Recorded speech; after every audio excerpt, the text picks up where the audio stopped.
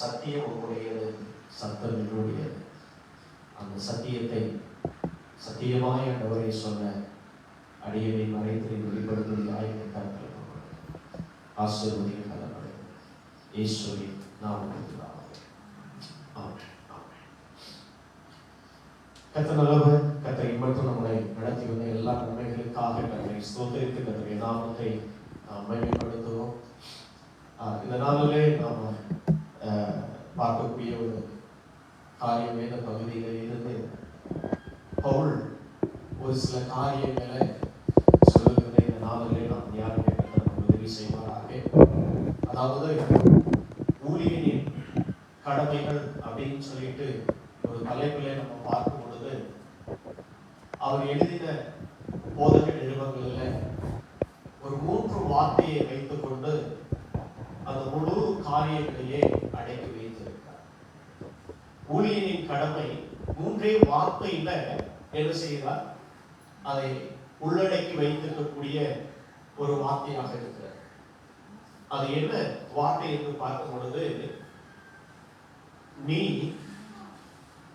நீயோ நீயே. இந்த 3 வார்த்தையில ஊழியனுடைய கடமையை என்ன செய்திருக்கிறார்? உள்ளடக்கி வைத்து இருக்கிறதை பார்க்கிறோம். அப்போ நாம் எல்லோரும் ஆண்டவருடைய ஊழியத்தை செய்து கொண்டிருக்கிறவர்களுக்கு இந்த 3 வார்த்தையும் மிக மிக முக்கியமான வார்த்தையாக என்ன செய்யப்படுகிறது இருக்கிறது. நீயோ நீயே அப்படின்னு சொல்லிட்டு இந்த 3 வார்த்தையை மிக மிக முக்கியத்துவப்படுத்தி போதகர்களுக்கு எழுதும் பொழுது, தன்னுடைய உடன் ஊழியர்களுக்கு எழுதும் பொழுது இந்த வார்த்தையை மிகவும் என்ன செய்யுது? வலியுறுத்தி எழுதக்கூடிய காரியத்தை நாம் என்ன செய்ய முடியும்? பார்க்க முடியும். அதில் முதலாவதான ஒரு காரியத்தை நீங்கள் பாருங்கள். தீத்து 1ஆம் அதிகாரம் 5வது வசனத்துல, நீ குறைவாய் இருக்கிறவைகளை ஒழுங்குபடுத்தும் படிக்கும்.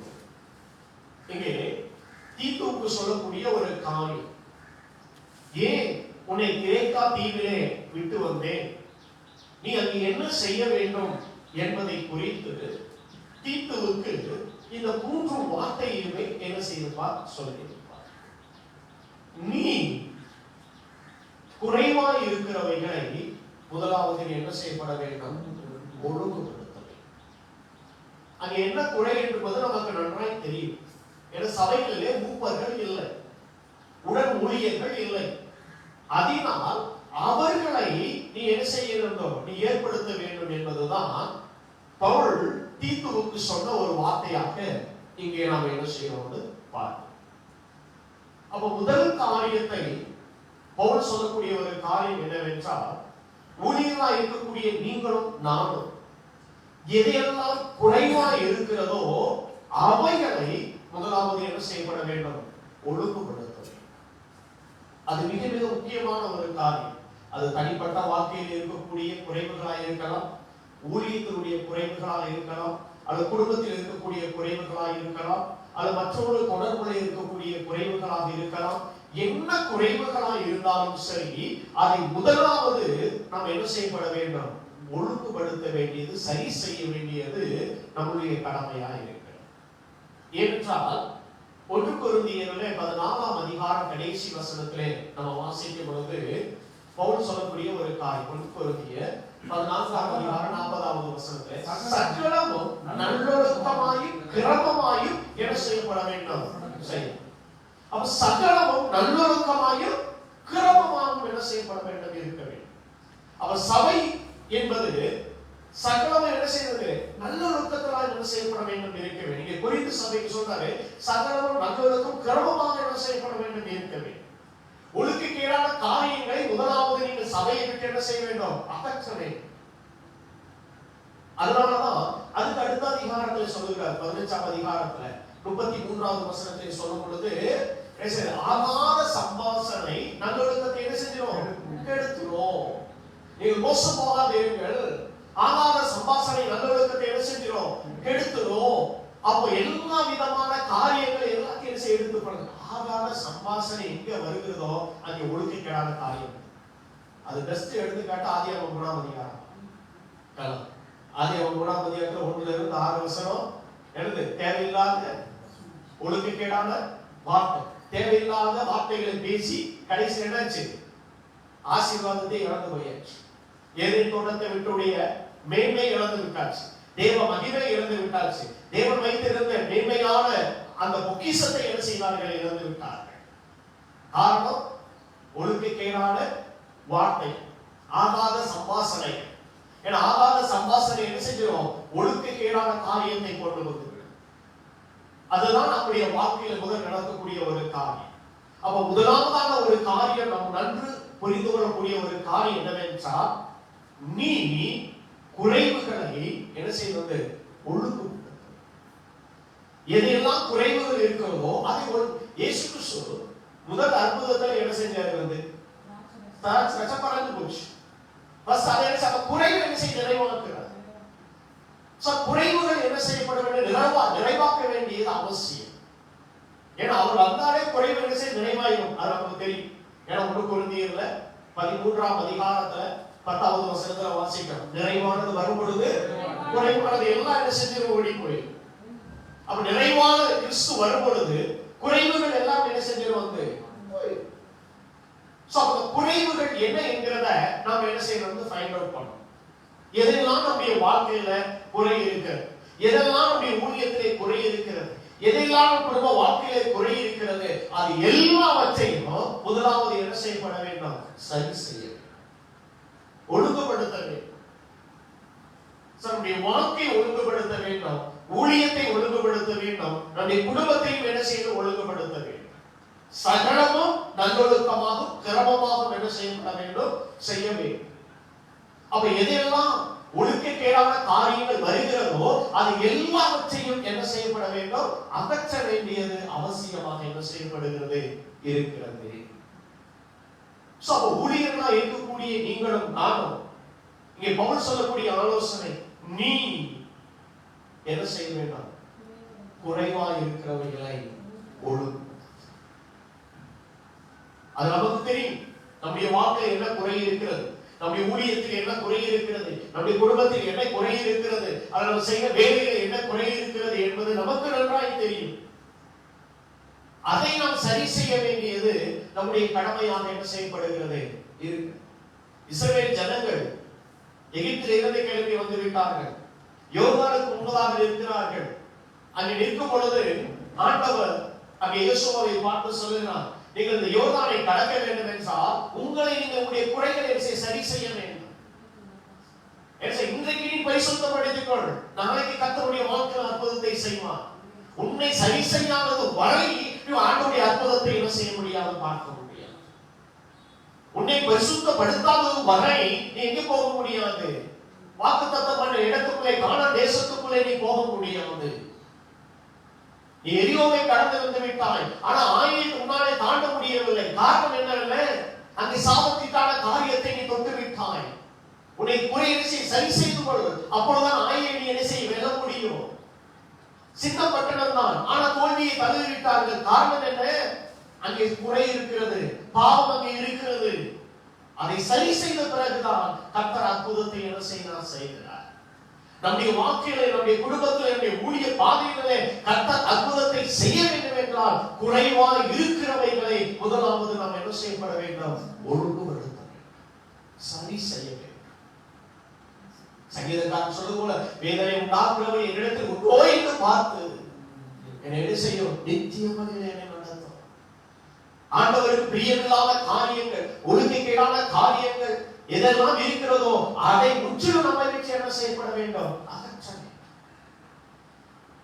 அகற்றாதது வரை ஆண்டவரால் கிரியை செய்ய முடியாது, ஆண்டவரால் அற்புதத்தை செய்ய முடியாது, ஆண்டவரினால் ஆசீர்வாதத்தை நமக்கு கொடுக்க முடியாது, ஆண்டவரினால் பலத்த காரியத்தை செய்ய முடியாது.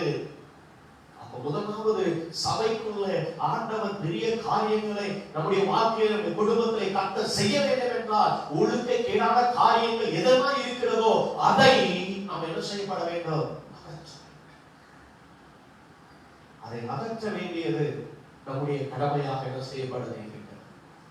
நம்மை சரி செய்யாதது வரை நாம் என்ன செய்ய முடியாது? அற்புதத்தை, ஆசீர்வாதத்தை, மேன்மையை, மகத்துவத்தை நம் கண்களால் பார்க்கவும் முடியாது, அனுபவிக்கவும் முடியாது. அதனால் நீ குறைவாக இருக்கிறவைகளை என்ன செய்யப்பட வேண்டாம், ஒழுங்குபடுத்த வேண்டும். தாவீது உடன்படிக்கையை எடுத்துக்கொண்டு வந்தார். இடையில் ஒரு அசம்பாவிதம் நடந்துவிட்டது. அவன் ஒரு தவறு செய்து விட்டான். அவன் என்ன செய்தான் என்றால் நமக்கு நன்றாக தெரியும். லேவியர்களை கூட்டிக் கொண்டு போயிருந்திருக்க வேண்டும்.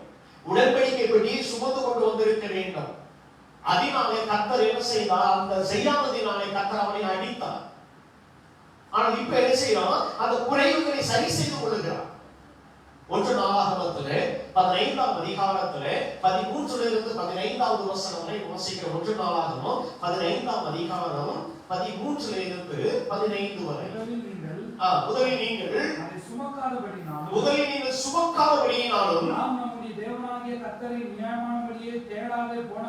நியாயமானபடி கர்த்தரை தேடாமல் போனபடியினாலும் கர்த்தர் என்ன செய்தார், அடிவிழ பண்ணினார்.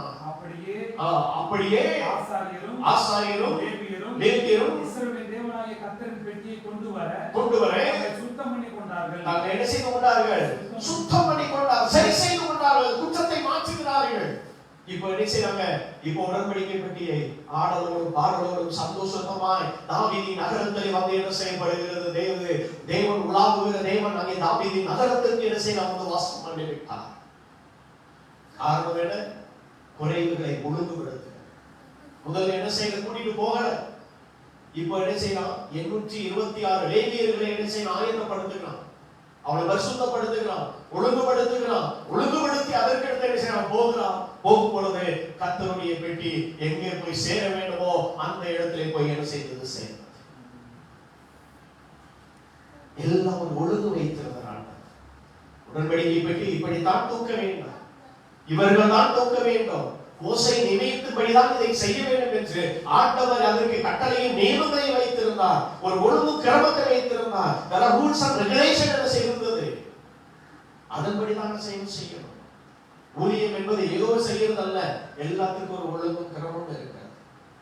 ஏனோதானே என்று செய்யறது அல்ல ஊழியம், எல்லாவற்றையும் ஒரு ஒழுங்கும் கிரமம் இருக்கிறது. ஏன்னா நாம் ஆராதிக்கிற தேவன் எல்லாவற்றையும் ஒழுங்கும் கிரமமாய் செய்கிறது. அவர் அனாவசியமாய் எந்த ஒரு காரியத்தையும் செய்ய மாட்டார், தேவையில்லாத எந்த ஒரு காரியத்தையும் செய்ய மாட்டார். அவர் எதை செய்தாலும் தம்முடைய சித்தத்தின்படியே செய்வார். என்ன திட்டம் பண்ணினாரோ அந்த திட்டத்தின்படிதான் செய்வார். That's the rules. ஏசாயா 46:11 வாசிக்கிறோம். ஏசாயா 46ஆம் அதிகாரம் 11வது வசனத்திலே வாசிக்கிறோம். உராஞ்சியில ஒரு பச்சையை கிழக்கில் இருந்தும்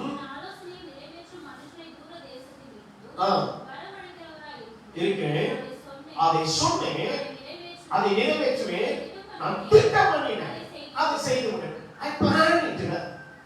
எல்லாத்தையும் பிளான் பண்ணி தான் செய்வேன், ஒழுங்கா செய்ய மாட்டேன். எல்லாவற்றையும் திட்டம் பண்ணி என்னுடைய சித்தத்தின்படி நான் என்ன செய்வேன் ஒழிய ஒரு நாள் நான் ஒழுக்கக்கேடாக என்ன செய்ய மாட்டேன். என்ன whatever he planned according to that he does it. எதெல்லாம் அவர் என்ன செய்த பிளான் பண்ணாரோ அதன் போலதான் அவர் செய்து கொண்டிருக்கிறார். அதே போலதான் அவரை பின்பற்றுகிற நீங்களும் நானும், அவருடைய ஊழியத்தை செய்து கொண்டிருக்கிற நீங்களும் நானும் எல்லாவற்றிலையும் என்ன இருக்கணும், ஒரு ஒழுங்கு. அதனாலதான் தீத்து 1:15 சொல்லுவாரு, சுத்தமுள்ளவனுக்கு சகலமும் சுத்தமாயிருக்கும்.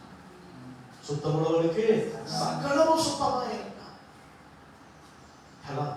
அசுத்தமுள்ளவனுக்கும் அவிவிசுவாசிக்கும் ஒன்றும் சுத்தமாக இருக்காது. அவருடைய புத்தியுடைய மனசாட்சியும் அசுத்தமாக இருக்கும். சுத்தமுள்ளவனுக்கு சகலமும் சுத்தமாக இருக்கும். ஒரு ஒழுங்கு இருக்கும், ஒரு ப்ராப்பர் என்ன செய்யிருக்கும், அவர் ஒரு ப்ராப்பர் சேனல் என்ன செய்வாங்க, போவாங்க. ஏன் தேவனால் அழைக்கப்பட்டார், தேவாபிஷேகத்தை பெற்றுக் கொண்டவர்கள், தேவனுடைய மகத்தான ஊழியத்தை செய்கிறவர்கள் நீங்களும் நானும் ஒரு ஒழுங்கு இருக்க வேண்டும், ஒரு கிரமம் என்ன செய்யப்பட வேண்டும் இருக்க வேண்டும். எனவே தேவன் ஒரு நாளும் ஒழுக்கக்கேடான காரியத்தை செய்கிற தேவன் அல்ல. எல்லாத்திலையும் ஒரு டிசிப்ளின் இருக்கும், ஒரு ஆர்டர் இருக்கும், ஒரு யூனிஃபார்மிட்டி ஓகேனா ஆண்டவர் அதைத்தான் நீங்க பவுல் தீத்துவுக்கு சொல்லுகிறார். குறைவாய் இருக்கிறவர்களை முதலாவது என்ன செய்யப்பட ஒரு அந்தியோக்கியா சபையில எழுப்புதல் உண்டாகி வந்து விட்டது. அந்த அந்தியோக்கியா சபையில எழுப்புதல் உண்டானது. எழுப்புதல் பயங்கரமாய் பரவி கொண்டிருக்கிறது. தேவ கிருபை பயங்கரமாய் இருக்கிறது. தேவ வரங்கள் எல்லாம் பயங்கரமாய் செயல்படுகிறது. ஆனா அங்கே ஒரு குறை இருந்துச்சு. அப்போஸ்தலர் நடவடிக்கைகள்ல 11ஆம் அதிகாரத்துல 20-26 வசனம் வரை வாசிக்கிறோம். அப்போஸ்தலர் நடவடிக்கைகள் 11ஆம் அதிகாரம் 20-26 வசனம் வரை வாசிக்கும் பொழுது சிரேனே பட்டணத்தாருமாகிய சிலர் அந்தியோக்கியா பட்டணத்துக்கு வந்து கிரேக்கருடனே பேசி கர்த்தராகிய இயேசு கிறிஸ்துவை பிரசங்கித்தார்கள். கர்த்தருடைய கரம் அவரோடு இருந்தது. கர்த்தருடைய கரம் என்ன செய்யப்பட்டது அங்கே இருக்கிறது. அநேக ஜனங்கள் விசுவாசிகளாக அநேக விசுவாசிகளாக மாறிட்டார்கள். கர்த்தரிடத்தில் திரும்பினார்கள். கர்த்தரிடத்தில் திரும்புறாங்க. எருசலேமில் உள்ள சபையார் எருசலேம் சபையார் இந்த காரியங்களை குறித்து கேள்விப்பட்ட போது அந்தியோக்கியா வரைக்கும் போகும்படிக்கு பர்னபாவை அனுப்பினார்கள். பர்னபாவை என்ன செய்யப்படுகிறது? அந்தியோக்கியா சபை பயங்கரமான ஒரு எழுப்புதல். அங்கே கிரேக்கரோட பேசுறவங்க தேவ வசனங்கள் என்ன செய்ய புறப்படுகிறது. தேவ வசனத்தை புறப்பட நிறைய பேர் விசுவாசிகள் ஆயிட்டாங்க. ஆனா இதை பார்க்கிறது, இதை கண்காணிக்கிறதுக்காக எருசலேமில் இருந்து பர்னபாவை என்ன செய்யறாங்க அனுப்புறார்கள். நீ அங்கே போய் பார், அந்தியோக்கியாவிலே சபை பயங்கரமா வளர்ந்து கொண்டு இருக்கிறதா, பயங்கரமாய் பெருகி கொண்டு இருக்கிறதா, பயங்கர எழுப்புதல் நடந்து கொண்டு இருக்கிறதா, தேவ கிருபை அதிகமாய் விரித்தடைந்து கொண்டு இருக்கிறது. அப்படி என்றால் அங்கே போய் பார்க்கும் பொழுது இது எல்லாம் பார்க்கும் பொழுது எல்லாம் இருக்கிறது. ஆனா அந்த சபையில ஒரே ஒரு குறை. அங்கே பர்னபா வந்த உடனே அந்த குறையை பார்த்தோம். ஆஹா, இங்க ஒரு குறை இருக்கிறது. என்னன்னா எல்லாம் இருக்குது, ஆனா அங்கே ஆரோக்கியமான உபதேசம் அங்கே இல்லை. ஆரோக்கியமான உபதேசம். உடனே நல்ல ஒரு பெஸ்ட் டீச்சரை தேடுறான். யார? பவுலை தேடி பர்னபா போய் என்ன செய்ய கூட்டிக் கொண்டு வருகிறான். பவுலும் பர்னபாவும் ஒரு வருஷம் அங்கே தங்குகிறார்கள். அந்தியோக்கியா சபையில தங்கி அவங்க என்ன செய்கிறார்கள்? போதிக்கிறார்கள். அங்கே இருக்கிற சீசர்களுக்கு முதல் கிறிஸ்தவர்கள் என்று பெயர் என்ன செய்யப்பட்டது. காரணம், குறைவுகளை சரி செய்யும் பொழுது அங்கே விசுவாசியாய் இருந்தவர்கள் சீசர்களாய் மாறினார்கள். சீசர்களாய் இருந்தவர்கள் கிறிஸ்துவை பிரதிபலிக்கக்கூடிய கிறிஸ்தவர்களாய் என்ன செய்தார்கள்? காரணம், எப்போ குறைவுகளை நிறைவாக்குகிறோமோ அங்கே எழுப்புதல் என்ன செய்யப்படும்? தொடர்ந்து எருசலேம் சபைதான் மிஸ்டரிகளுக்கு தலைமை சபையாக இருந்தது. ஆனால் அதற்கடுத்து அந்தியோக்கியா சபைதான் அநேக மிஸ்டரிகளை அனுப்பின ஒரு சபையாக இருந்தது. அதில் பவுலும் பர்னபாவும் கூட. காரணம் என்னது? குறைவுகளை எப்ப சரி செய்கிறோமோ அப்பொழுது சபை என்ன செய்யப்படும்? மிஸ்ரரிகளை அனுப்பக்கூடிய ஒரு சபையாக, அநேக ஊழியர்களை உருவாக்கக்கூடிய ஒரு சபையாக, அநேக கிறிஸ்தவர்களை உருவாக்கக்கூடிய சபையாக அந்த சபை என்ன செய்யப்பட்டது? மாறியது. குறைவுகளை சரி செய்யும் பொழுது, அந்த குறைவுகள் சரி செய்த பிறகு அந்த சபையினுடைய நிலையே, அந்த சபையினுடைய தரமே என்ன செஞ்சிச்சு? அதற்கடுத்து 13ஆம் அதிகாரத்தில் இருந்து 28ஆம் அதிகாரம் வரை எருசலேம் சபையை பற்றி அதிகமாய் பேசப்படவில்லை. ஒரு சில இடங்கள் தான் பேசப்பட்டிருக்கிறது. ஆனால் அந்தியோக்கியா சபையை பற்றி திரும்ப பேசப்படும். ஏனென்றால் அங்கு சபை ஒரு பேஸ் அனுசரித்து மிஷனரிகளை அனுப்பக்கூடிய ஒரு என்ன செய்ய முக்கியமான ஒரு தளமாக என்ன செய்வது மாறி. குறைவுகளை எப்பொழுது சரி செய்கிறதோ சபைகள், அந்த சபை அநேக ஊழியர்களை கிறிஸ்தவர்களை உருவாக்கக்கூடிய ஒரு சபையாக அந்த சபை என்ன செய்யப்படும். அப்போ இதுதான் ஒரு சீக்ரெட்டான ஒரு காரியம். நம்முடைய வாழ்க்கையில என்ன செய்ய வேண்டும் என்றால் குறைவுகளை என்ன செய்யப்பட வேண்டும்? ஒழுங்குபடுத்த வேண்டும். தீத்து சொன்னார், நீ குறைவுகளை என்ன செய்வது? ஒழுங்குபடுத்த. அதுக்காகத்தான் உன்னுடைய கிரேக்கா தீவில நிற்கணும். அதுதான் உன்னுடைய டியூட்டி. That's your responsibility. நீ என்ன செய்யணும்? குறைவுகள் எல்லாத்தையும் ஒழுங்கு, நம்மையும் ஒழுங்குபடுத்தணும், நம்முடைய குடும்பத்தை ஒழுங்குபடுத்த வேண்டும், நம்முடைய ஊழியத்தையும் என்ன செய்ய ஒழுங்குபடுத்தும் பொழுது அது ஒரு மகிமை உள்ள ஒரு ஊழியமாக அது என்ன செய்யப்படும். இரண்டாவது வார்த்தையை பாருங்க, 2ஆம் அதிகாரம் 1வது வசனத்தில் தீத்து 2:1 சொல்றாரு, நீயோ ஆரோக்கியமான உபதேசங்களை என்ன செய்து பேசு. ஃபர்ஸ்ட் நீ குறைவுகளை ஒழுங்குபடுத்து, இரண்டாவது நீயோ ஆரோக்கியமானவைகளை பேசு, ஆரோக்கியமான உபதேசங்களை நீ என்ன செய்ய பேசு. அதுதான் மிக பொக்கிஷமான ஒரு காரியம். ஊழியத்தில் இருக்கக்கூடிய நீங்களும் நான் ஆரோக்கியமான உபதேசங்களை நாம் என்ன செய்வது பேசும்.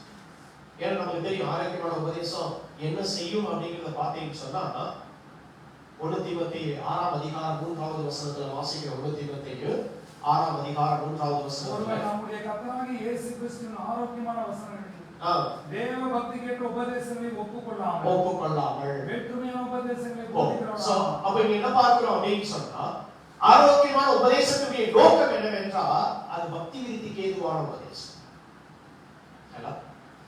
அது பக்தி விருத்திக்கு ஏதுவான உபதேசம், அது ஆரோக்கியமான உபதேசம் என்று பவுல் சொல்கிறார்.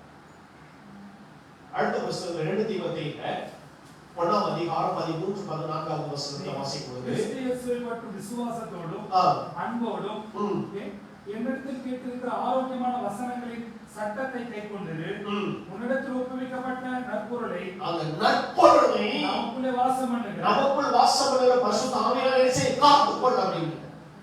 நீ பேசுகிறது மாத்திரமல்ல, அதை நேசிக்கிற நற்பொருளை அந்த ஆரோக்கியமான அந்த உபதேசம் இந்த நாட்கள்ல அதிகமாக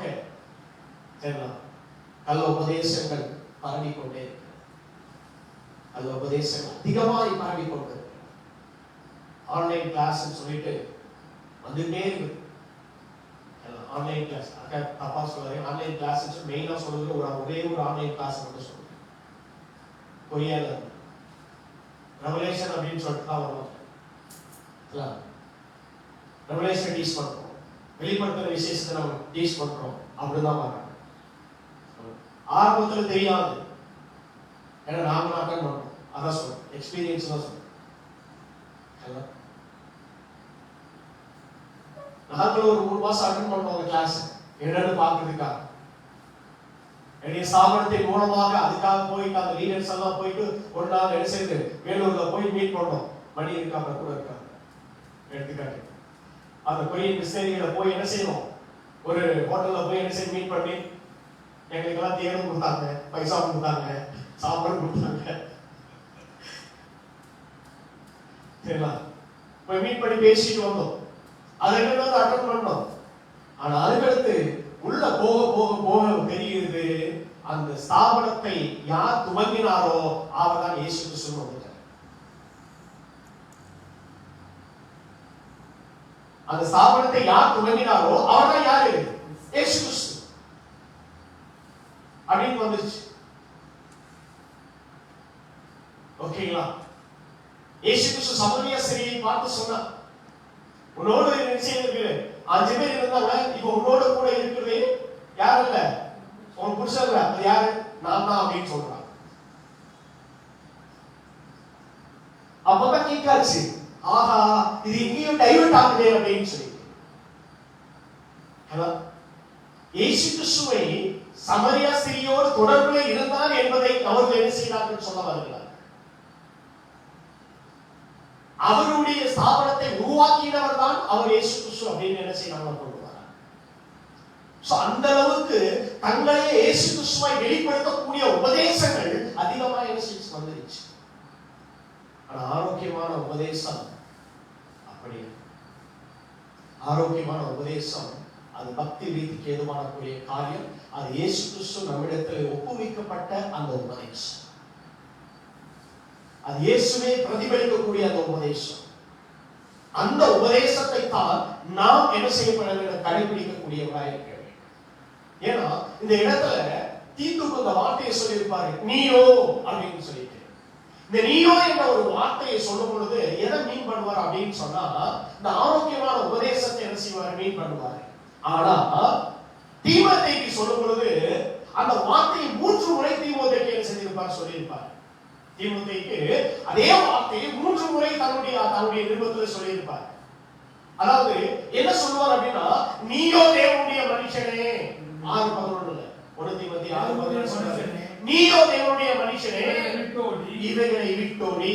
எதைகளை விட்டோடி?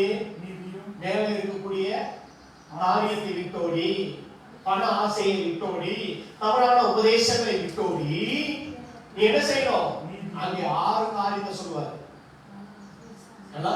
அந்த வசனத்துல 11வது வசனத்துல 6 குணாதிசயங்கள் என்ன செய்ய, இவைகளை நீ என்ன செய்ய, என்ன செய்யணுமா? நான் 6 கேரக்டர் சொல்லுவாரு, 6 குணாதிசயங்களை சொல்லுவாரு. ஏன்னா இது ஆரோக்கியமான உபதேசத்தில் வரக்கூடிய காரியம். நீயோ தேவனுடைய மனுஷனே, இந்த 6 காரியத்தை மாத்திரம் நீ என்ன செய்யணும், நாடு அப்படின்னு சொல்லுவார். ஆனா 2 தீமோத்தேயுல 3ஆம் அதிகாரத்துல 10வது வசனம் 11வது வசனத்தை சொல்லும் பொழுது நீயோ அப்படின்னு சொல்லிட்டு அந்த 9 காரியத்தை சொல்லுவார். அங்க 10:11ல 9 காரியத்தை சொல்லுவாரு. நீயோ இது எதுக்கு? நீ என்ன செய்யணும்? நீ அறிந்து கொள்வதற்காக. நீ இதையெல்லாம் நீ அறிந்து கொள்ளணும். என்னுடைய உபதேசம் எப்படி இருந்தது, என்னுடைய விசுவாசம் இருந்தது, என்னுடைய நோக்கம் எப்படி இருந்தது, என்னுடைய பொறுமை இருந்தது, என்னுடைய நீதி எப்படி இருந்தது, நான் எப்படி துன்பப்படுத்தப்பட்டேன், எப்படி என் வேதனை இருந்தது, என் பாடுகள் எப்படி இருந்தது, இவை எல்லாவற்றையும் கர்த்தர் என்னை நீக்கலாக்கி மீட்டார் என்பதை நீ என்ன செய்ய, கொஞ்சம் அப்படி. 3வது சொல்றாரு, அடுத்த அதிகாரத்துல 4ஆம் அதிகாரம் 5வது வசனத்துல நீயோ எல்லாவற்றிலும் மனத்தில். இங்க 4 காரியத்தை சொல்றாரு. சரியா? ஆல்மோஸ்ட் இங்க தீமோத்தேயுக்கு பாத்தீங்கன்னா 19 காரியங்களை என்ன செஞ்சிருப்பாரு சொல்லியிருப்பாரு. ஃபர்ஸ்ட் 6, 2வது 9, அதுக்கு அடுத்து 4.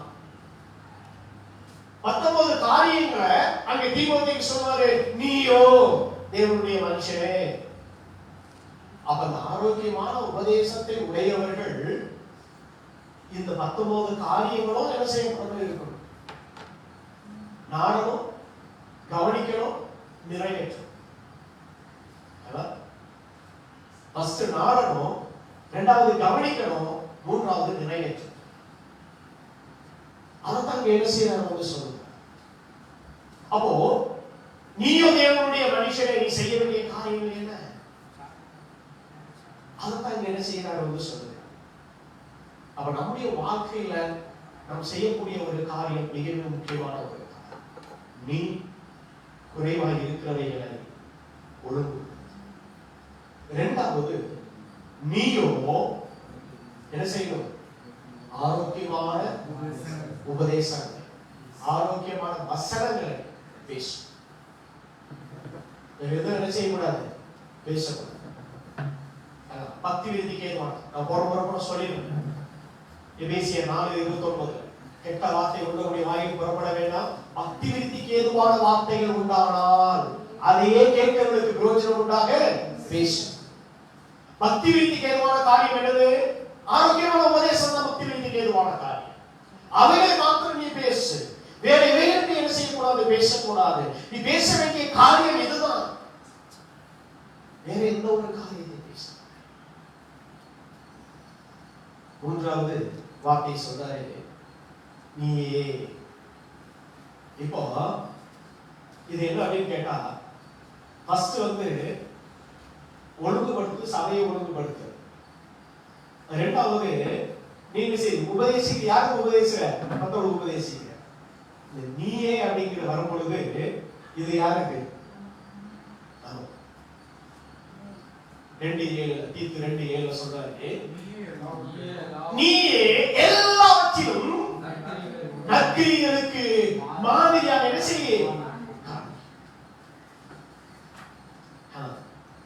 இந்த 3 வார்த்தையே இந்த 3 புத்தகத்தையும் உள்ளடக்கிடுச்சு பவுலாலயத்துல. இதுதான் ஒரு நல்ல ஒரு போதகனுக்கு உள்ளாக. நீயே நற்கிரிகளுக்கு மாதிரியாக என்ன செய்வது? இது என்ன செய்வது? நாம் செய்யக்கூடிய காரியம், நம் மூலமாக கிறிஸ்துவை பிரதிபலிக்கக்கூடிய ஒரு காரியம். ஏன்னா நமக்கு நன்றாய் தெரியும், நற்கிரியை துவங்கினவர் பிலிப்பியர் 1ஆம் அதிகாரம் 5வது வசனத்தில் வாசிக்கிறோம். பிலிப்பியர் 1:5 வாசிக்கும் பொழுது, உங்களில் நற்கிரியை துவங்கினவர் அது இயேசு கிறிஸ்துவின் நாள் வரையிலும் நடத்தி வருவார் என்று நம்பி கர்த்தரை நான் செய்கிறேன். அப்ப ஆண்டவர் நற்கிரியை நம்முடைய வாழ்க்கையை துவங்கினார். ஆனா ஆரம்பத்தில் நமக்குள்ள நற்கிரியை இல்லை. நம்ம ரட்சிக்கப்படுவதற்கு முன்பதாக, இயேசுவை ஏற்றுக்கொள்வதற்கு முன்பதாக, நான் எப்ப இயேசுவை ஏற்றுக்கொண்டோமோ நம்முடைய வாழ்க்கையில் இருக்கக்கூடிய எல்லா துக்கிரிகளை மாற்றி நமக்குள்ளே நற்கிரியை துவங்கி விட்டார். அந்த நற்கிரியின் மூலமாகத்தான் இப்ப யாரை மகிமைப்படுத்த முடியும்? பிதாவை மகிமைப்படுத்த முடியும். மத்தேயு 5ஆம் அதிகாரம் 16வது வசனத்தை வாசிக்கிறோம். மத்தேயு 5ஆம் அதிகாரம் 16வது வசனம்.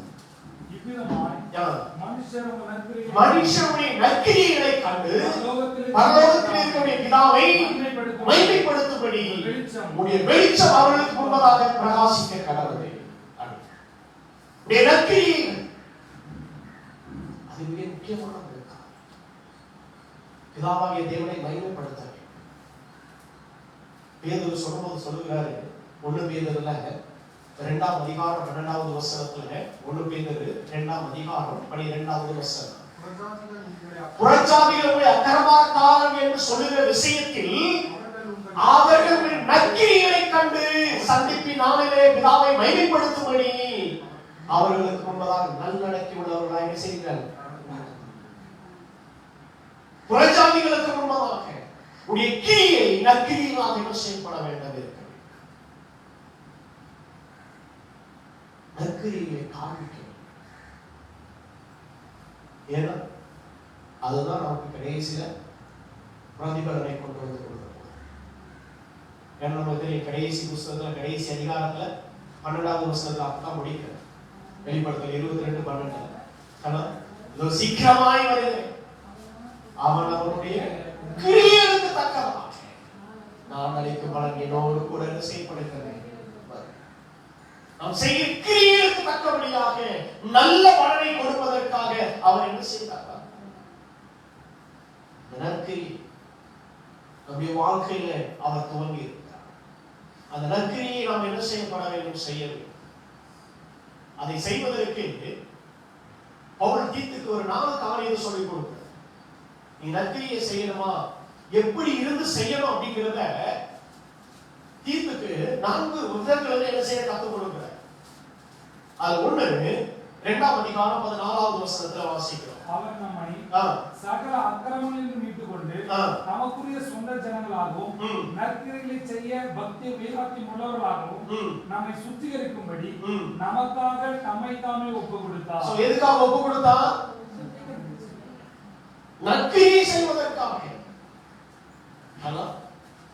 ஏன்னா எபேசியர் 2:10 வாசிக்கும் பொழுது, எபேசியர் 2ஆம் அதிகாரம் 10வது வசனத்துல, ஏனெனில் நற்கிரியை செய்வதற்கு ஆண்டவர் நம்மை என்ன செஞ்சிருக்காரா? சிருஷ்டித்திருக்கிறார். நம்மை சிருஷ்டித்ததுடைய நோக்கமே என்னதான்? நற்கிரியை செய்வது. இங்க தீத்துக்கு முதல் காரியத்தை சொல்றாரு, நற்கிரியை செய்ய பக்தி வைராக்கியமாய் இருக்க வேண்டும். 2:14 சொல்ற நற்கிரியை செய்ய இருக்கணுமா? பக்தி வைராக்கியமாய் இருப்பதற்காகத்தான் இயேசு கிறிஸ்து தம்மை தாமே அதற்காக ஒப்பு கொடுத்தார். அவர் சிலுவையிலே ஒப்பு கொடுத்ததுடைய நோக்கம் நாம் நற்கிரியை செய்ய வைராக்கியமாக செய்ய வேண்டும். பக்தி வைராக்கியம் மற்ற காரியத்துல ஒன்று. 2வது சொல்றாரு 3ஆம் அதிகாரத்துல, தீத்து 3ஆம் அதிகாரம் 1 வசனத்துல, அதிகாரங்களுக்கும் கீழ்ப்படிந்து அடங்கி இருக்கவும் சகலவிதமான நற்கிரிகளை செய்ய ஆயத்தமாக இருக்கவும். 2வது சொல்றாரு நற்கிரியை செய்ய எப்படி இருக்கணும்? ஆயத்தம். எப்படி? எப்போ? ஆயத்தமா இருக்கணும். எந்த சூழ்நிலையிலையும் நற்கிரியை செய்ய செய்வது ஆயத்தமா.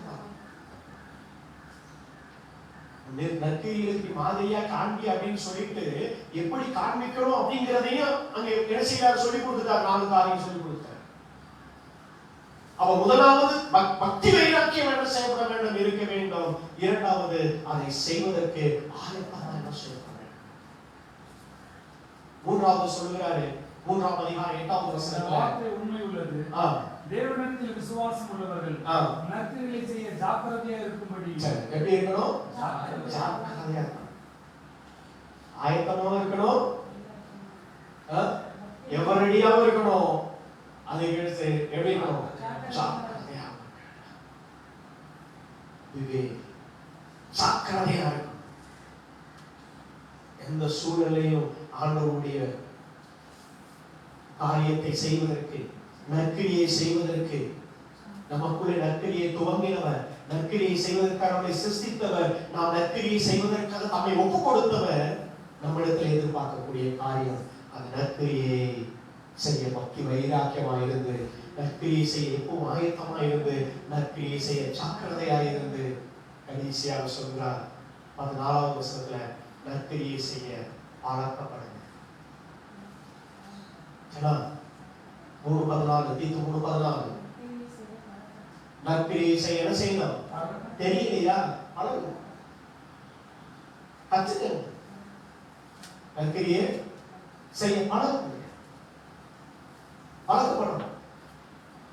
ஒவ்வொரு நாளும் அவர் டே டு டே லைஃப்ல ஒவ்வொரு நாளும் நம்ம என்ன செய்யணும்னா நற்கிரியை செய்ய, அதுதான் நமக்கு என்ன செய்யப்படுகிறது? பலனை கொண்டு வருகிறது. நம்ம என்னதான் அவருடைய நாமத்தினாலே பேய்களை ஓட்டினாலும், அவருடைய நாமத்தினாலே தீர்க்க தரிசனங்கள் சொன்னாலும், கடைசியில ஆண்டவர் சொல்றேன், நான் உங்களை அறியே அப்படின்னு. ஏன் காரணல? என்னுடைய சித்தத்தின்படி செய்யாதவன் எவன்? அவருடைய சித்தம் என்னது? எதுக்காக சிருஷ்டித்தாரு? எதுக்காக நம்மளை துவங்கினாரு? எதுக்காக தன்னை ஒப்பு கொடுத்தாரு? நற்கிரியை செய்வார். அந்த நற்கிரியை நம்முடைய வாழ்க்கையில என்ன செய்யப்பட வேண்டும்? அதற்காகத்தான் அந்த வார்த்தையை பயன்படுத்துறாரு. நீ ஆங்கிலத்துல ஒரே வார்த்தை தான் சொல்லப்படுது, யூ யூ யூ தான் சொல்லப்படுது. நீயே மட்டும் யூ ஆர் வார்த்தை பயன்படுத்துறது. அது மற்ற எல்லாத்துலயுமே ஒரே வார்த்தை தான். சரி, நீ இருந்தாலும் யூ தான், நீயோ அப்படின்னா யூ தான், நீயே அப்படின்னா யூ ஆர் அப்படிங்க. ஆனா ஆங்கிலத்துல ஒரே வார்த்தையை என்ன செஞ்சுக்குவாங்க, வேறு வேறு விதமா பேசிட்டு போறாங்க. ஒரே வார்த்தை தான். ஆனா நமக்கு அப்படி இல்லை. தமிழ்ல கொஞ்சம் வித்தியாசமான செய்யப்படுது கொடுத்துருக்கு. அந்த லாங்குவேஜுக்காக ரொம்ப சந்தோஷம். லெகுவாக புரிந்து கொள்வதற்கு ஆண்டவர் நமக்கு கொடுத்திருக்கிற இந்த மொழிக்காக கர்த்தரை ஸ்தோத்திரிக்கிறேன். நீ அப்படிங்கும் பொழுது அது பவுல் டைரக்டா, இது வந்து டைரக்ட் ஸ்பீச் சொல்லுவாங்க. நீ தான், வேற ஆள் இல்லை, நீ தான் ஒழுங்குபடுத்தணும் அப்படின்னு. அது வேற யாரும் செய்ய முடியாது, நீ தான் செய்யணும். நீ தான் ஒழுங்குபடுத்தணும், வேற யாரும் ஒழுங்குபடுத்த முடியாது. நீ தான் குறைகளை ஒழுங்குபடுத்த வேண்டும். That's your responsibility. That's your duty. அது நீ தான் செஞ்சாகணும். வெளியே யாரும் செய்வதற்கான அனுப்பல, உன்னைத்தான் அனுப்பியிருக்கிறேன். இறைக்கத்திற்கு கொண்டு அனுப்புறது நோக்கம் என்ன? நீ தான் செய்யணும், வேற யாரும் செய்ய முடியாது. நான் போக முடியாது, நீ தான் போகணும். That's your responsibility. நீ தான் செய்யணும். நம்முடைய குறையை, என்னுடைய குறையை நான் தான் செய்ய முடியும், சரி செய்ய முடியும். நீங்க சரி செய்ய முடியாது. நீங்க ஹெல்ப் பண்ணலாம், சரி செய்வதற்கு உதவி செய்யலாம். எப்படி செஞ்சா உடைய குறைகள் மாறலாம் என்பதற்கு ஆலோசனை கொடுக்கலாம். You can counsel them. ஆனா நீங்க போய் மாற்ற முடியாது. நான் பாவத்தை நான் அறிக்கை செய்யாதது வரை என் பாவம் என்ன செய்யப்படாது? மன்னிக்கப்படாது. எனக்காக ஒரு போதகர் அறிக்கை செய்தால், எனக்காக ஒரு ரெவரண்ட் இல்ல ஒரு ஐயர் இல்ல ஆசி ஃபாதர்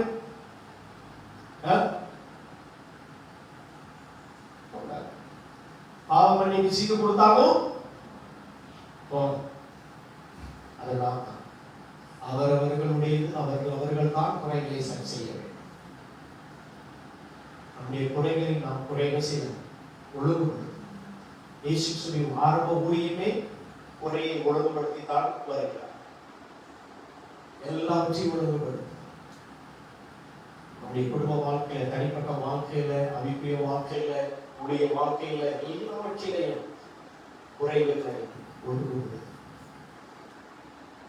நீயோ தேவனுடைய மனுஷனை ஆரோக்கியமானவர்களை மாத்திரம் பேசு, ஆரோக்கியமான உபதேசத்தை மாத்திரம் பேசு.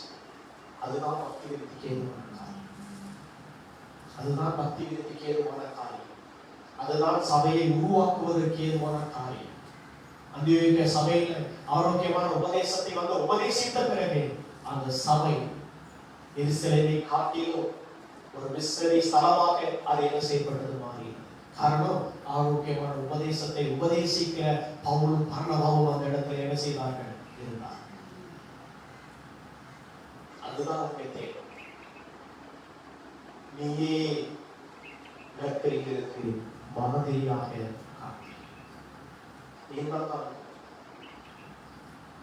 உன்னுடைய நற்கரியை நீதான் காட்டு. போன வாரம் கூட நான் சொன்ன ஒரு காரியம் என்ன அப்படின்னா, வாக்குத்தத்த வசனத்தில் பேசிக்கிட்டு வந்தாலும் கர்த்தர் உன்னோடு கூட இருக்கிறார் என்று நாம் சொல்லலாம். இல்லை, கர்த்தர் என்னோடு இருக்கிறார் என்று நாம் சொல்லலாம். ஆனால் மற்றவர்கள் சொல்ல வேண்டும், கர்த்தர் உன்னோடு இருக்கிறார். அதுதான் ஈசாக்குடைய வாழ்க்கையில நடந்தது. ஈசாக்குல வாழ்க்கையில பார்க்கும் பொழுது ஆதியாகமம் 26:28 அங்கே பார்க்கிறோம், கர்த்தர் உன்னோடு கூட இருக்கிறார் என்று நாம் பார்க்கிறோம். அவருடைய ஒவ்வொரு கிரியையும் வாட்ச் பண்றாங்க. போறோம், துறவு தோன்றும், தண்ணி வருது, அவன் கையில் பிரயாசத்தை கர்த்தர் ஆசீர்வதிக்கிறார். மறுபடியும் அவனை மூடி போடுறாங்க, மறுபடியும் போல துறவு தோன்றுகிறோம், தண்ணி வருது. காரணம் என்னது? கர்த்தர் அவர்களோடு கூட. அதை ஜனங்கள் கண்டார், அவருடைய ஒவ்வொரு கிரியையும் கண்டார். 29ஆம் வசனத்துல வரும் பொழுது, நீ கர்த்தரால் ஆசீர்வதிக்கப்பட்டார். அந்த அதிகாரத்தை 29ஆம் வசனத்துல முடிக்கும் பொழுது லாஸ்ட் பாருங்க, நீ கர்த்தரால் ஆசீர்வதிக்கப்பட்டார். காரணம் என்னது? அவருடைய கிரியை பார்க்க. யோசேப்பை குறித்து பார்க்கிறோம் 29ஆம் அதிகாரம் 3ஆம் வசனத்துல ஆதியாகமத்துல. போர்த்திமான் இது எல்லாத்தையும் வாட்ச் பண்ணிக்கிட்டே வரான். அவருடைய ஒவ்வொரு கிரியையும் வாட்ச் பண்ணிக்கிட்டு இருக்கான். கர்த்தர் உன்னோடு கூட இருந்து நீ செய்கிற எல்லாமே கர்த்தர் என்ன செய்யலாம், ஒவ்வொரு கிரியையும் வாட்ச் பண்ண, ஒவ்வொரு வேலையும் வாட்ச் பண்ணுறான். கர்த்தர் அவனோடு கூட இருக்கிறார். அவர் நம்முடைய நற்கிரியைகளின் மூலமாக யாரை நம்ம பிரதிபலிக்க முடியும்? கர்த்தர் நம்மளோடு கூட இருக்கிறார் என்பதை நாம் பிரதிபலிக்க முடியும். கர்த்தர் என்னோடு கூட இருக்கிறார் என்பதை நாம் காண்பிக்க முடியும். அதுதான் நமக்கு தேவை. இதுதான் பவுல் தன்னுடைய போதக நிறுவனத்துல இந்த மூன்றே வார்த்தையில அந்த முழு 3 புஸ்தகத்தை நினைச்ச உள்ளடக்கி ஊழியம் என்பது நீ குறைகளை ஒழுங்குபடுத்த, ஆரோக்கியமான உபதேசங்களை உபதேசிக்க, நீ நற்கிரியைகளுக்கு முன்மாதிரியாக காணும். 3 தான். இந்த 3மே என்னாச்சு?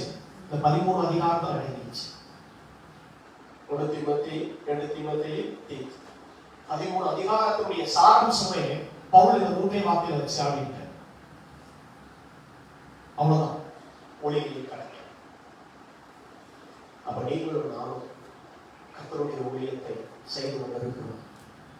அப்ப அந்த ஊழியத்தை நம்ம செய்யணும் அப்படின்னு சொன்னா, முதலாவது குறைகளை ஒழுங்குபடுத்துவோம், ஆரோக்கியமானவைகளை பேசுவோம், நற்கிரியைகளுக்கு மாதிரிகளாக காண்பிப்போம்.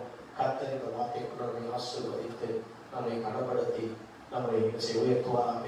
வரப்போற நாட்கள் ஊழிய பாதைகளில் எதெல்லாம் நாம் ஒழுங்குபடுத்த வேண்டுமோ, எதெல்லாம் குறைகளை அகற்ற வேண்டுமோ, அந்த குறைகளை என்ன செய்ய அகற்றி கர்த்தருக்கு முன்பதாக நிற்கும் பொழுது கர்த்தர் மகத்தான காரியங்களை நம்முடைய வாழ்க்கையில் செய்வதாக. கர்த்தர் செய்ய தேவையை கருத்தில் ஒப்பு கொடுத்து நம்ம வார்த்தைக்கு நேராக நம்ம என்ன செய்யும், ஜெபிப்போம். ஹல்லேலூயா.